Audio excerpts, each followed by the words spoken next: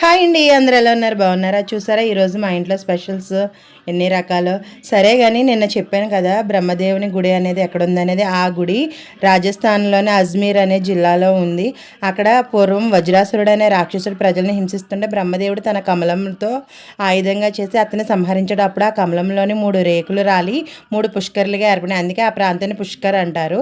అదేవిధంగా భృగు మహర్షి శివుడి దగ్గరికి కూడా వెళ్ళినప్పుడు ఆయనకి నీకు కలియుగంలో లింగాకార పూజలే కానీ విగ్రహం ఉండదని శపిస్తాడు. చివరగా విష్ణుమూర్తి దగ్గరికి వెళ్ళినప్పుడు ఆయన లక్ష్మీదేవితో సంభాషిస్తుంటే వెళ్ళి అతని హృదయం పైన తన్నుతాడు. అప్పుడు లక్ష్మీదేవికి నా స్థానాన్ని తన్నాడని కోపం వచ్చి భూమిపైకి వచ్చేస్తుంది. అది వేరే స్టోరీ, తర్వాత చెప్తాను.